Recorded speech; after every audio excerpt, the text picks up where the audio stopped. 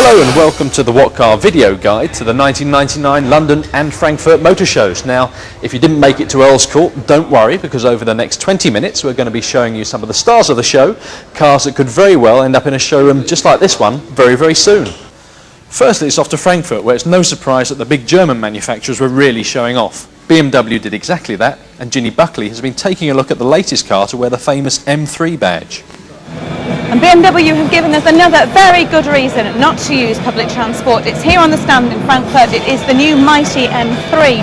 Now, an intensive 2-year development programme by the M Institute has resulted in an even more powerful third generation M. The downside is that we won't feel the direct benefit of all this extra power. It's been needed to compensate for the weight that's been inherited through a new platform and a larger body shell. But anybody that worries that the new M won't have the kick of its predecessor should really think again. The engine has grown to a 3.4-litre straight 6. Thanks to gadgets like BMW's double Vanos variable valve timing, the engine now pumps out 340 brake horsepower. The top speed is limited to 155 miles per hour, although it is capable of far more. And when you're talking about glamour and power, the one car you've got to mention is BMW Z8, the car that sums those words up perfectly. This, of course, is James Bond's latest set of wheels, and we'll all be able to grab a piece of the action when it goes on sale. If, of course, you can get your hands on one. Once again, Rover hit the headlines at a British show. Last year at Birmingham it was with the new 75. This year the company held a double launch with the new 25 and 45 models. While these are not all new cars, they're hugely important for the British company. The 25 is a revamped version of the old 200 model and stands a good chance of being a major player in the increasingly competitive Super Mini sector. The old car was always hampered by pricing that pitted it against larger and far more capable cars, but with the new model, Rover has adopted a sense of realism, and it will be priced to take on the likes of Ford's Fiesta, Fiat's Punto and the new VW Polo, all recently revamped themselves. The 200 was never a bad car, and with revisions to improve the car's dynamic appeal, the 25 should fare even better. There's the added bonus of Rover's family face, as first seen on the 75, to give the 25 a more modern look. And inside, minor tweaks have freshened up the cabin, which now offers space that's as good as it gets in the Super Mini market, and a touch of class that's certainly a cut above the norm. The new 45 gets a similar makeover, with a new nose, revisions to make it handle better, and splashes of chrome to give it an even classier feel. And once again, prices will be revised to make it better value, especially with a 3-year warranty that is likely to be offered on both the 25 and 45. Once again then, a French manufacturer sets out to try to convince the world that the French really can build big luxury cars. This time it's the turn of Peugeot with this, their 607, replacement for the 605. But straight away that's rather unfair, because we have a slightly warped view of it in the UK, where we have consistently refused to accept that the French can build luxury big cars. We've associated them with lightweight utilitarian cars, the wrong end of the market. Think of cars like the Renault Safran, never really did anything in the UK, and predecessor to this, the 605 from Peugeot, never really did anything in the UK. Well, that might go some way towards explaining why the 607 appears to have been designed to look substantial and well built, perhaps getting away from that lightweight French feel and closer to something we might expect from the Germans, whose cars at this end of the market we so readily expect. Whether or not it'll work remains to be seen. It's been launched to an expectant audience worldwide. Whether or not we'll accept it in the UK, don't know. This could be the car that persuades us the French really can build big luxury cars. Sadly, it's not only showgoers that are going to express an interest in these new models. Car crime is huge business, especially in the UK, and car thieves will be eyeing up these cars just as they're eyeing up your car on your driveway. But as car thieves get smarter, thankfully technology moves on, and one of the most advanced security systems on the market comes from RAC Trackstar.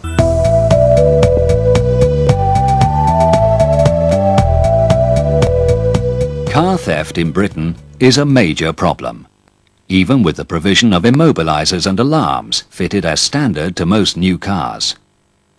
WhatCar magazine regularly check the efficiency of such systems, and their experts recently demonstrated that most cars can be broken into and driven away by a thief, often in seconds. Over 400,000 cars a year are stolen in the UK. One half of this number are lost for good, never to be recovered. Okay, so you are insured. But are you aware of the cost and disruption to your life caused by your car being stolen and not recovered? Insurance excess payments. Increased premiums next time with loss of no claims bonus. Higher car costs. Often settlement figures being lower than the true cost of replacement. Figures show that the average uninsured costs are in excess of £2,500, and this does not allow for the inconvenience and disruption to your work and personal schedule. Tracking products have been around for a few years now, but the market leader relies on technology originally conceived in the 80s and often requires your stolen vehicle to pass within a number of specially equipped police vehicles before it can be detected and tracked. Detection and recovery is therefore hit and miss, and the effectiveness will vary depending on the part of the country that the car is stolen. Such systems just do not work comprehensively in remote parts of the country. As we reach the new millennium, the technology has been developed to truly provide a solution to the problem of prompt and efficient tracking of a stolen vehicle. RAC TrackStar. Using technology developed by the American military, your car is located automatically anywhere in the country. An array of 26 satellites beam down a radio signal which is received by a discrete GPS satellite receiver, which may be covertly fitted by our specially trained engineer in your car in any one of 47 potential monitoring locations. Even you don't know where it's been fitted. Integral with the same module is a GSM communications module that communicates automatically with RAC TrackStar control in Milton Keynes, providing 24-hour tracking capability 365 days per year. If your car is stolen, you report the theft to the police and RAC TrackStar. Immediately, a signal is sent to the car and the location is displayed on the RAC TrackStar control monitor. Not only the position, but the direction, speed, and recent history of its exact movements are displayed. This works to an accuracy of up to 5 meters anywhere in the country. It works in any part of the country, from the remoteness of the Yorkshire moors to the congestion of central London. Wherever your car is, RAC TrackStar is following its position instantaneously. RAC TrackStar Control, working closely with the 52 police forces across the country, then track your car efficiently and safely to recover the stolen car for you, often securing the successful arrest of the thief. As a standard part of the recovery package, your car is returned to you without additional charge by RAC. For those car owners who travel abroad regularly, leaving their cars in exposed locations, and who are seeking a premium service, TrackStar Automatic 24-Hour Guardian is available. The motorist is supplied with 2 special key fobs that automatically electronically communicate with the TrackStar unit in the car each time the car is started. If the car is illegally started without the use of one of the owner's key fobs, RAC TrackStar is automatically alerted within seconds, showing the exact position of the car in the RAC TrackStar control room. In addition, the TrackStar unit is fitted with a motion sensor, so if the car is illegally moved without starting the engine, RAC TrackStar is automatically alerted. Automatic notification by the TrackStar advanced technology ensures quick detection and efficient recovery of your car, often alerting you to a theft before you're aware that your car is missing. RAC TrackStar also provides as options 2 other advanced features: emergency or E-call and breakdown or B-call. The specially provided key fob gives the TrackStar owner complete peace of mind in the event of emergency or breakdown involving the owner or his family. Using the sophisticated technology developed by telematics specialist Traffic Master plc, the TrackStar key fob provides assistance in times of need. If emergency services are required, the motorist may obtain help simply by pressing the 999 button on the key fob.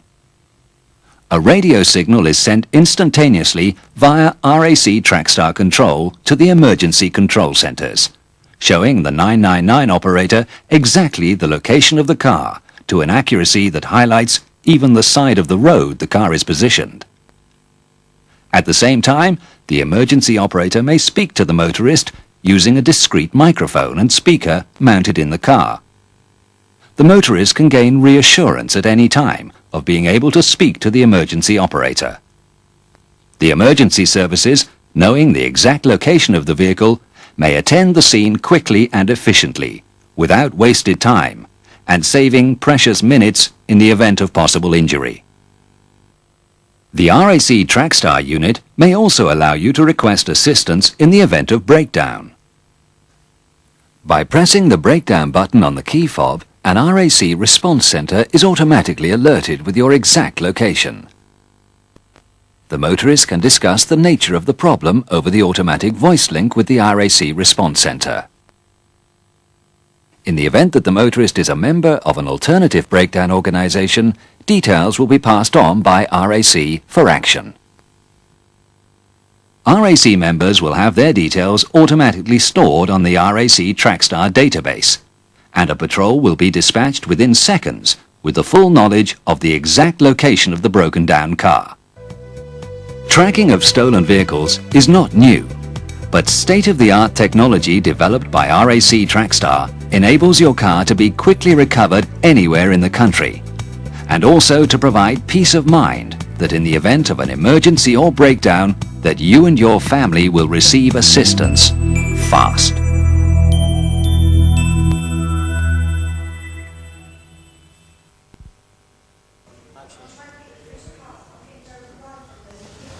Welcome back. Now, the next big thing at Audi dealerships will be the company's new small car, the A2. Using an aluminium body shell and advanced technology, it was revealed to the public for the first time at the Frankfurt Motor Show. We sent Ian Royal to investigate. Well, this is the star of the show on the Audi stand, and that's why it's attracting so much attention. It's the new A2, a car that will rival the Mercedes A-Class, of course. This goes on sale in the summer of 2000 back in the UK. Two 1.4-litre engines power the car, and it has a really very smart design.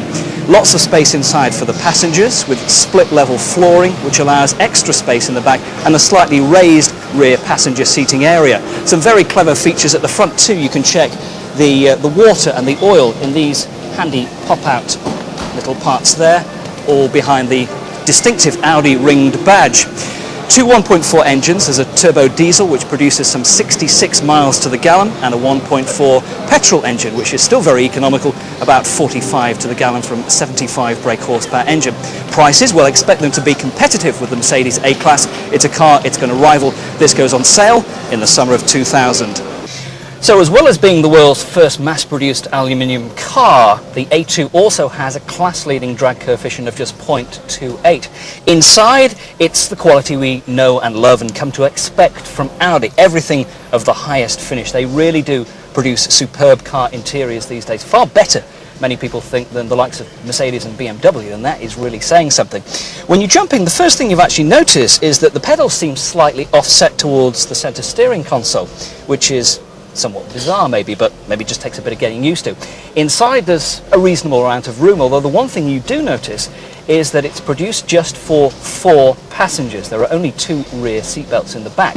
So unlike the Mercedes A-Class, which can handle 5, this is purely a 4-seater. The seats in the rear are all removable. You can fold them down for maximum versatility, and indeed just take them completely out. Shown at London for the very first time was the latest incarnation of the legendary Subaru Impreza Turbo, the P1. The standard Impreza Turbo is our current budget performance car of the year, blending incredible performance with tremendous grip from permanent 4-wheel drive. It's also incredibly easy to use as an everyday car, mild-mannered enough on a family outing as it is able to blow the cobwebs away on a twisty road. The P1 builds upon Subaru's rally successes and is actually built by ProDrive, the company responsible for preparing Subaru's rally cars, including Colin McRae's World Championship winning car in 1995. Using the 2-door Impreza saloon body, the P1 also features the same 280 brake horsepower engine found in the quickest of the Japanese-only Imprezas, tweaked to meet EU regulations. However, the P1 is reserved for us Brits. Expect performance figures of 0 to 60 miles per hour in around 5 seconds, topping out at 150, with prodigious stopping power too. ProDrive has also worked to upgrade the suspension, improving on the already impressive handling. And top stylist Peter Stevens, who's been responsible for cars such as the Lotus Elan and McLaren F1, has worked on the P1 styling and aerodynamics package. Colour choice is limited to Sonic Blue, the colour of Subaru's rally team, with special titanium finish alloy wheels to top it off. The P1's looks and reputation are bound to create unwanted attention, which is why it will be the first car in the UK to be fitted with the very latest RAC Trackstar security system. As you saw earlier in the programme, Trackstar uses the latest satellite technology to locate stolen cars, therefore acting as an effective deterrent to thieves. However, if you want a P1, you'll have to be quick. The production run is expected to be limited to 500 cars, each costing in the region of £30,000. First deliveries should be at the end of this year.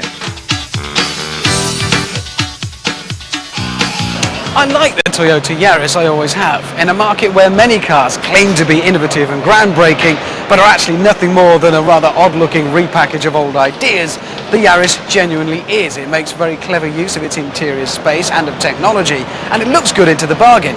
But this isn't a Yaris, it's a Yaris Verso, and it's Toyota's new take on the idea of a miniature MPV. I suppose it was started with the Renault Scenic, but now they're getting even smaller. The idea of having lots of people and lots of flexibility in a very small package. And it isn't pretty. It is in fact, well, ugly is a better word really. Let's be honest, those great big high sides, big slab-sided at the back, make it look rather ungainly and not very stable. They've taken the rather funky shape of the Yaris and bent it all out of shape. But it's unfair to judge it on that alone, because this, again, is very innovative. Step inside and we find that, for instance, thanks to a very clever system allowing you to fold the rear seats completely flat, it can offer more load space than a Renault Scenic. It keeps the very clever dashboard that we found in the Yaris. That means you can just flick your eyes up to the road and back down to the dash without having to refocus. So again, it makes clever use of technology. And under the engine bay as well, where we find a 1.3 litre VVTi engine, that's variable valve timing intelligent engine, which means it should have plenty of go. This is the Mercedes McLaren Vision SLR. It's based on the hardtop Vision SLR that was shown at the Detroit show earlier this year. The soft top is destined to be built on our shores by Mercedes Formula One partners McLaren. In fact, it could very well be the next company car for the McLaren drivers Mika Hakkinen and David Coulthard. Well, that's a nice job if, of course, you can get it. The rest of us mere mortals will have to wait between 2 and 3 years to get our hands on a set of keys. Presuming, of course, you can fork out the up to £200,000 that the car's expected to cost. Well, that's it from the motor shows of 1999. Needless to say, we'll be back in the year 2000, which is set to be even more exciting for new car buyers. We'll see you then.